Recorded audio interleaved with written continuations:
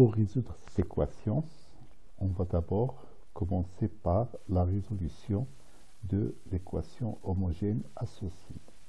L'équation homogène qu'on va appeler E0 et qui est 3y seconde moins 14y prime plus 8y égale 0. Et donc à partir de cette équation, on va écrire l'expression de l'équation caractéristique associée que je vais appeler EC et qui est 3r carré moins 14r plus 8 égale 0. C'est une équation du second degré, donc naturellement je calcule delta, b carré moins 4ac, et je vais trouver 100 qui est strictement positif. Donc EC admet deux solutions réelles.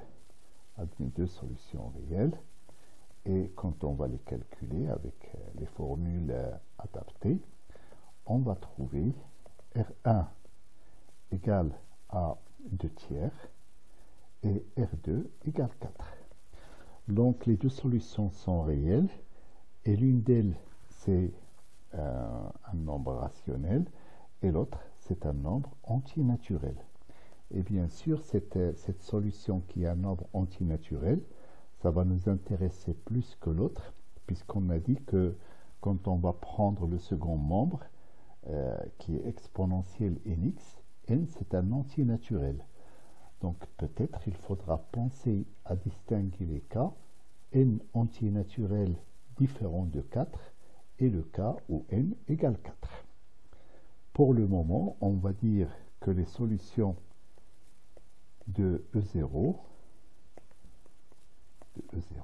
sont les fonctions y0 qui à x associe a exponentielle 2 tiers de x plus b exponentielle 4x. Maintenant, on va passer à la solution de l'équation avec second membre. Donc solution de E. Et donc, on va chercher une solution particulière. Alors, pour le moment, comme on a le second membre qui est exponentiel nx, on va proposer, c'est-à-dire on propose yp égale à lambda exponentiel nx. Et là, tout de suite, on voit qu'il y a un problème lorsque n est égal à 4. Puisque on a vu que ces solutions-là, les solutions de l'équation homogène, sont de la forme a exponentielle 2 tiers de x plus b exponentielle 4x. Donc, dans le cas particulier où a vaut 0, et bien tout simplement, j'aurai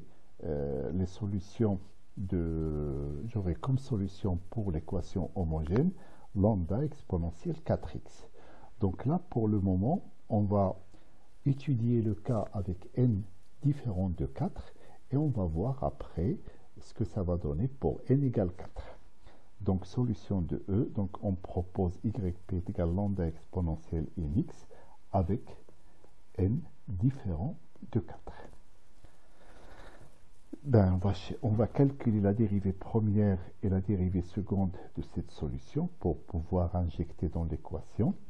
Donc la dérivée première, ça sera lambda n exponentielle nx.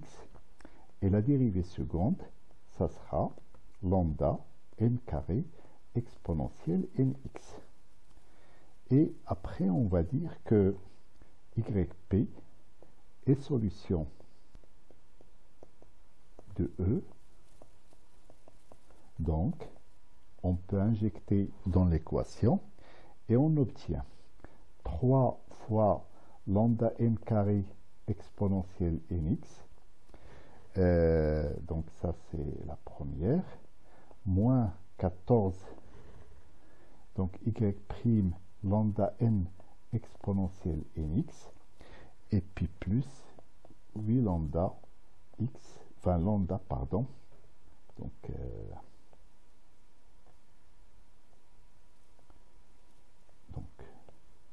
8 lambda exponentielle nx, y égale à exponentielle nx.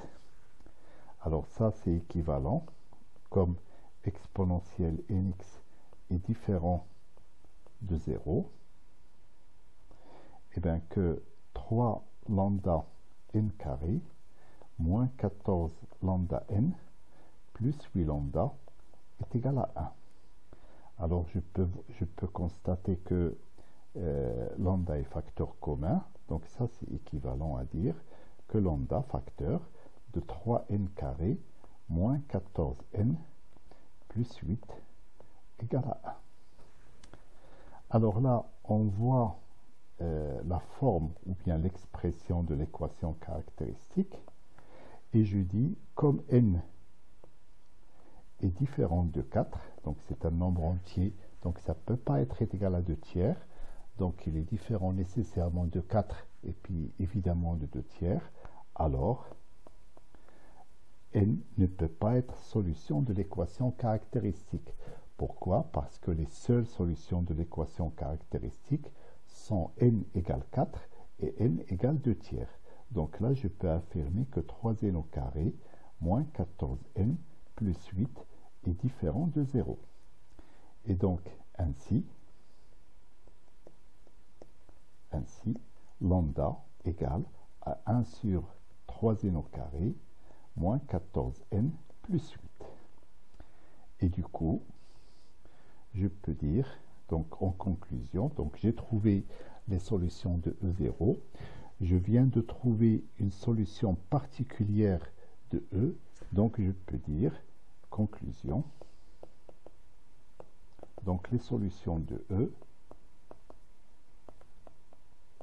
sont les fonctions y qui à x associent donc a exponentielle 2 tiers de x plus b exponentielle 4x plus cette solution particulière que je viens de trouver, 1 sur 3n au carré moins 14n plus 8 multiplié par exponentielle nx. Donc là, c'est une première réponse apportée au problème, mais bien sûr, j'insiste et je le redis avec n différent de 4. Puisque avec n égale 4, je vais d'un côté trouver ce terme qui va être égal à 0, et puis exponentielle à lambda exponentielle 4x, c'est déjà une solution de E0, donc ça ne peut pas être une solution de E. Maintenant, je passe au cas où est égal à 4. Donc, cas où n égale 4 plutôt. Et bien là, je vais proposer une solution particulière de la forme yp égale à lambda x exponentielle 4x. Alors bien sûr, j'ajoute le x. Je ne peux pas dire lambda exponentielle 4x pour les raisons que j'ai déjà évoquées. Et donc, je vais tester ce type de solution ou bien cette forme de solution. Alors, je calcule les dérivées premières et les dérivées secondes. Donc, cette fois-ci, c'est un petit peu plus compliqué que l'autre cas, puisque vous voyez que j'ai le produit de deux fonctions.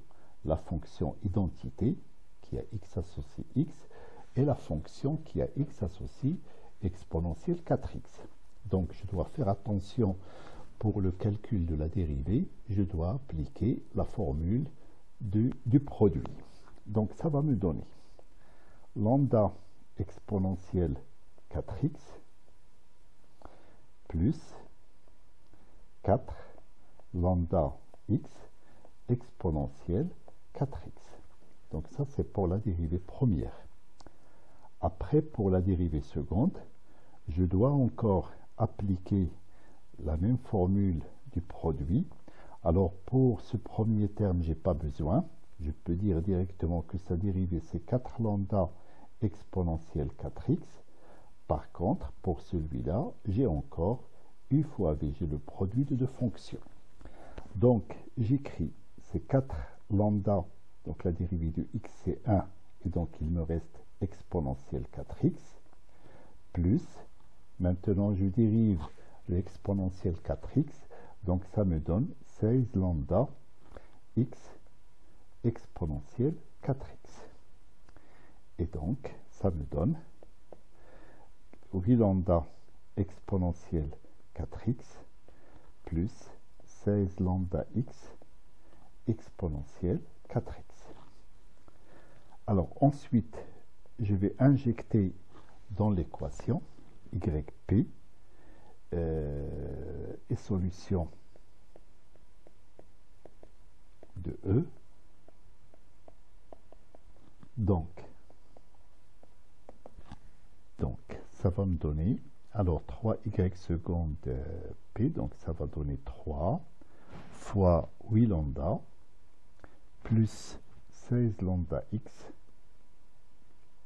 exponentielle 4x, et puis ensuite moins 14, et là je mets yp', donc ça va donner lambda plus 4 lambda x, toujours exponentielle 4x, et puis plus 8yp, c'est-à-dire 8 lambda x exponentielle 4x.